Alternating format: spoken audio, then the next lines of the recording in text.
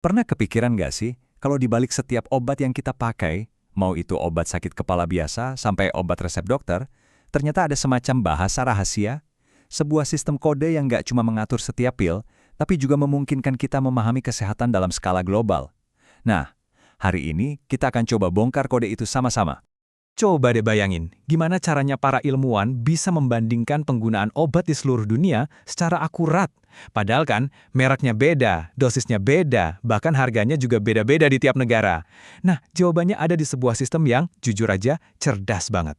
Dan kita di sini nggak akan ngomongin spekulasi. Sumber kita hari ini langsung dari pedoman resminya Pusat Kolaborasi Organisasi Kesehatan Dunia alias WHO. Ini bukti kalau sistem yang akan kita bedah ini adalah standar global yang diakui secara resmi, jadi informasinya valid. Oke siap? Langsung aja kita selami lebih dalam. Kita akan coba bongkar kode rahasia ini pakai contoh obat yang kayaknya hampir semua orang tahu. Oke, kita ambil contoh metformin, obat yang sangat umum untuk diabetes. Kodenya itu A10BA02.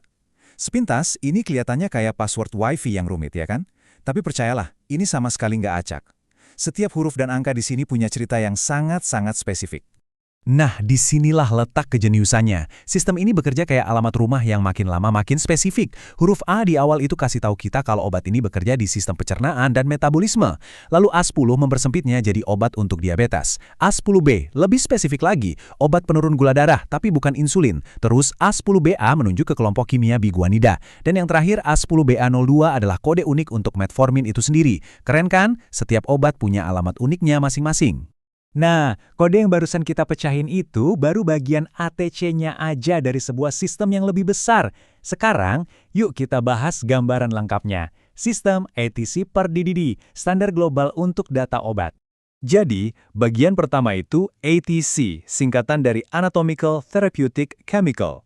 Biar gampang, bayangin aja ini kayak sistem katalog di perpustakaan raksasa. Tapi, isinya semua obat di dunia. Sistem ini mengelompokkan setiap obat berdasarkan 3 hal.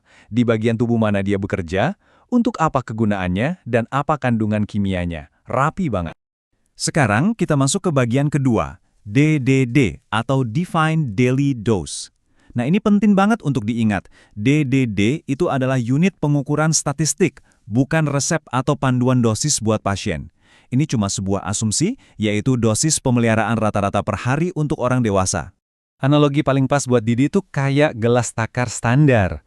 Kalau ATC tadi mengelompokkan jenis obatnya, Didi ini yang mengukur jumlah konsumsinya.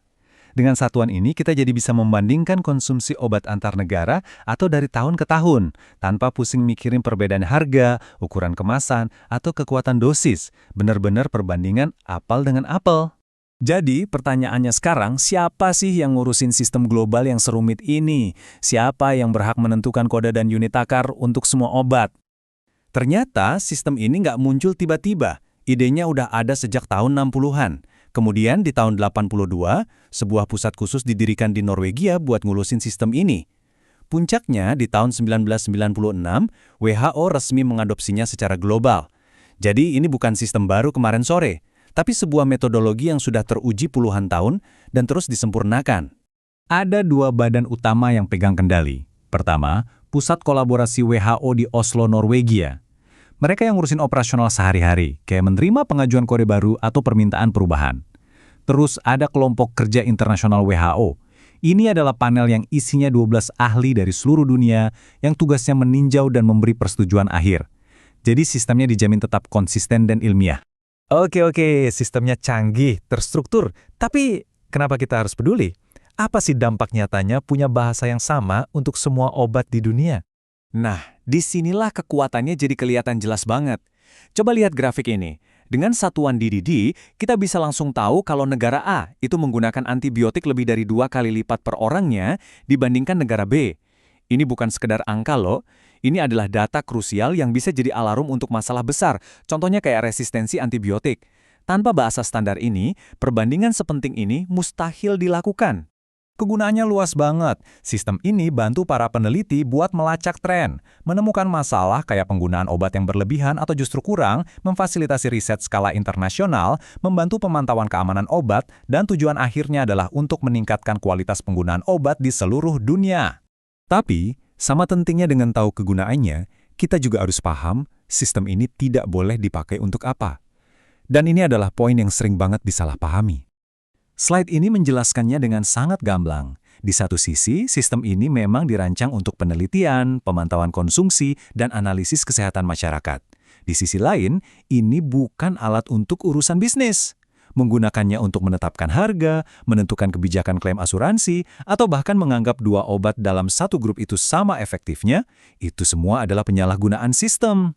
Dan ini bukan kata saya loh, pedoman resminya sendiri yang bilang begitu secara tegas. Ini kutipan langsung, bahwa menggunakan sistem ini untuk keputusan harga dan penggantian biaya adalah sebuah penyalahgunaan. Kenapa? Karena tujuan utama sistem ini adalah stabilitas data untuk penelitian, bukan untuk membandingkan harga atau keampuhan obat secara langsung. Jadi, kita sudah berhasil memecahkan kode rahasia obat-obatan. Pertanyaan terakhirnya adalah, sekarang kita tahu ada sebuah bahasa universal untuk melacak penggunaan obat. Apa langkah selanjutnya? Peluang apa yang terbuka untuk melawan tantangan global seperti resistensi antibiotik atau memastikan akses yang adil terhadap obat-obatan esensial? Ini adalah alat yang sangat kuat, dan bagaimana kita memilih untuk menggunakannya akan benar-benar membentuk masa depan kesehatan global kita semua.